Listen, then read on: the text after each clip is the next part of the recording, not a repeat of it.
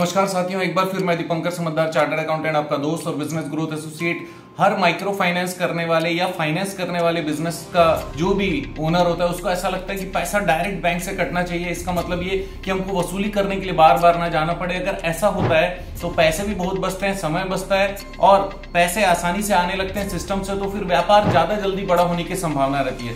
इसका मतलब ये हो गया कि डायरेक्ट डेबिट फैसिलिटी अगर कस्टमर के अकाउंट से मिले तो इससे बढ़िया कोई बात नहीं है। लेकिन सर हमको इसका प्रोसेस पता नहीं है, तो प्रोसेस बहुत डिटेल में पॉइंट वाइज आज के वीडियो में मिलने वाला है। वीडियो पूरा ध्यान से देखिएगा, सुनिएगा और नोट भी करिएगा, राइट। तो सबसे पहले बता दूं कि इसको NACH नाच मतलब national automated clearing house facility बोलते हैं। नाच फैसिलिटी अगर आपके पास में है तो फिर डायरेक्ट डेबिट का फैसिलिटी आपको मिलेगा, कस्टमर के अकाउंट से पैसा कट के आपके पास आ जाएगा। तो इसके लिए कौन कौन से स्टेप्स फॉलो करने पड़ेंगे आज के वीडियो में जानिए। सबसे पहला चीज है एलिजिबिलिटी चेक। इसका मतलब ये कि RBI का लाइसेंस हो आपके पास, या सेक्शन 8 लाइसेंस हो, या MFI से रिलेटेड कोई ऑथोराइज लाइसेंस हो जिसको नाच एक्सेप्ट करता है। तो मैं सेक्शन 8 और RBI की ही बात कर रहा हूं। दूसरा चीज है कि क्या आपके सिस्टम में प्रॉपर KYC कंप्लायंसेस करते हैं। अगर नहीं तो फिर नाच का फैसिलिटी मिलेगा नहीं। KYC कंप्लायंस 100% होना चाहिए। इसका मतलब पैन भी होना चाहिए, आधार भी होना चाहिए, और अगर कोई इंफॉर्मेशन चाहिए जो कि बैंक अकाउंट जैसा होता है उसमें जहां जहां जो चीजें जमा करते हैं वो सारी चीजें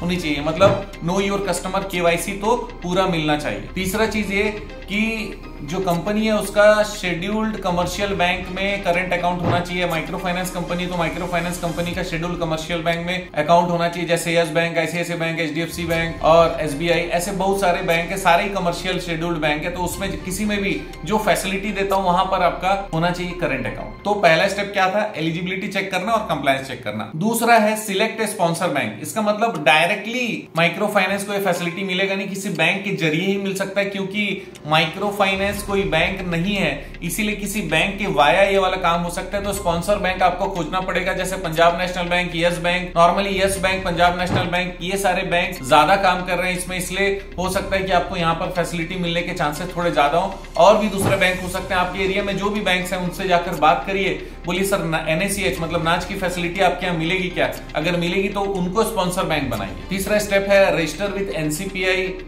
एंड नाच मैंडेट। इसका मतलब है आपको NACH में डेबिट मैंडेट के लिए अप्लाई करना पड़ेगा। वहां पे जो जो फॉर्मेलिटीज है एज ए कंपनी आपको प्रोवाइड करना पड़ेगा। तो फिर ये अप्लाई करने के लिए आपको कुछ डॉक्यूमेंट जमा करने पड़ते हैं, जैसे certificate of incorporation, article of association, memorandum of association, और साथ में जो पैन है, टैन है, ये सारे की कॉपी आपको देनी पड़ेगी। कंपनी और डायरेक्टर्स की KYC आपको देनी पड़ेगी। जो जो लोन एग्रीमेंट्स आप प्रोवाइड करते हो लोन एग्रीमेंट्स की कॉपी देनी पड़ेगी। और जो कंसेंट फॉर्म है जिसमें डेबिट मैंडेट होना है उसका भी फॉर्मेट वेरीफाई करवाना पड़ेगा। और एक चीज रहेगी, नाच मैंडेट जो कि कस्टमर से साइन कराएंगे वो भी प्रेस्क्राइब्ड फॉर्मेट में होना चाहिए। सर ये फॉर्मेट कहां से मिलेगा? ये फॉर्मेट अवेलेबल है इंटरनेट में भी, और बैंक भी आपको प्रोवाइड करता है, हेल्प करता है। तो फिर डायरेक्टली उनसे ही लेने से क्या होगा, गलतियां कभी होगी नहीं, आपका काम बनेगा। अब चौथा स्टेप है सेटअप एंड अप्रूवल प्रोसेस। इसमें क्या होता है, जो स्पॉन्सर बैंक है वो NCPI में एप्लीकेशन प्रोवाइड करता है अप्रूवल के लिए कंपनी का। उसके बाद NCPI वेरीफाई करता है कंपनी के डॉक्यूमेंट को जो बैंक के थ्रू आए, स्पॉन्सर बैंक के थ्रू। उसके बाद वो प्रोवाइड करता है unique mandate reference number UMRN।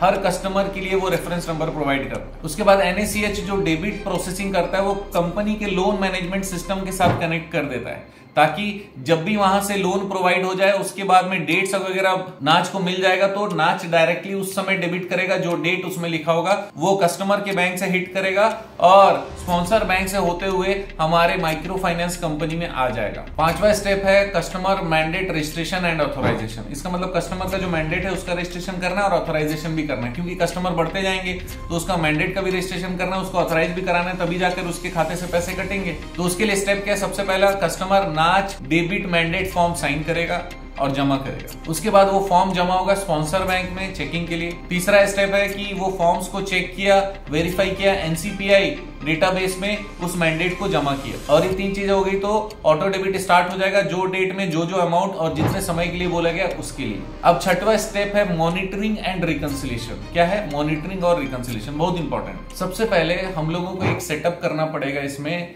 कि जो फेल्ड ट्रांजैक्शन है, इसका मतलब है ऑटो डेबिट मारा लेकिन वहां से पैसा नहीं आया, तो उसका कैलकुलेशन, रिपोर्टिंग और फेल्ड ट्रांजैक्शन का जो मैनेजमेंट है वो सारा सिस्टम आपके पास में होना चाहिए, ताकि ये पता चले किसने दिया, किसने नहीं दिया, किसके ऊपर आगे काम करना है। जो दूसरा स्टेप ये है कि क्योंकि बाउंस हो गया, वहां पर मैंडेट बाउंस हो गया, तो फिर उसके बाद उसके ऊपर बाउंस का केसेस चालू करना है। और तीसरा चीज है कि आपका अकाउंट्स में रिकंसिलेशन प्रॉपर रहना चाहिए कि भाई 100 रुपए लेना था, 90 आ चुका है, 10 नहीं आया, तो वो 10 किससे किससे नहीं आया, ये रिकंसिलेशन आपके पास होना चाहिए, ताकि कभी ये ना बोले यार वो 10 मिल नहीं रहा है, मतलब वो मिला ही नहीं है और आपको पता भी नहीं कि कहां से नहीं मिला, ये नहीं होना चाहिए। तो रिकंसिलेशन होना चाहिए कि भैया जितना मिलना था उसमें से कितना मिला और कितना नहीं मिला। नेक्स्ट इंपॉर्टेंट चीज है फीस एंड चार्जेस। जो स्पॉन्सर बैंक रहता है ना, वन टाइम सेटअप चार्जेस लेता है, वो 10,000 रुपए से लेकर 1 लाख रुपए तक हो सकता है। नॉर्मली यस बैंक 1 लाख रुपए के आसपास पेमेंट चार्ज करती है, आपको देना है, उस पर दिमाग लगाने की जरूरत नहीं, क्योंकि बैंक ले रहा है और बैंक में जाकर आप कर रहे हो, ऑनलाइन कोई फ्रॉड वाला सिस्टम नहीं, बैंक में डायरेक्टली जाकर बैंक का मैनेजर से ही बात करके ये सारी चीजें पॉसिबल है, अलग से नहीं होता किसी तरीके से, राइट। और एक चीज आपको लगेगा, नाच का फेलियर चार्जेस लगेगा। जो ट्रांजेक्शन में फेलियर हो गया, जहां पर कस्टमर ने पैसा नहीं दिया, वहां नाच आपसे चार्जेस ले सकता है और लेता ही है, आपको देना पड़ेगा चार्जेस, क्योंकि ये फैसिलिटी आपने ली है, राइट। तो दोस्तों नाच, इसका मतलब आपका ऑटो डेबिट का सिस्टम अगर आपको चालू करना है तो ये प्रोसेस बहुत इंपॉर्टेंट है, आप जरूर फॉलो करिए और इस प्रोसेस से आपके लिए बहुत आसानी हो जाएगी, लेकिन आपका सॉफ्टवेयर अच्छा रहना पड़ेगा, सबसे पहली बात। दूसरा चीज है कि स्पॉन्सर बैंक देखिए जो कोऑपरेटिव हो। तीसरा चीज है कस्टमर का केवाईसी पूरा लेना पड़ेगा।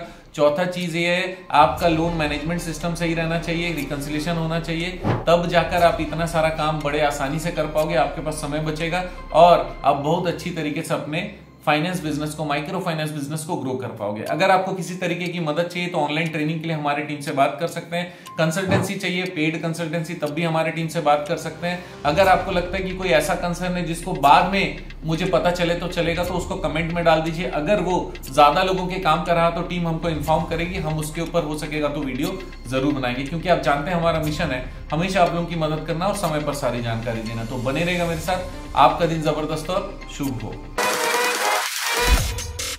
Sandy.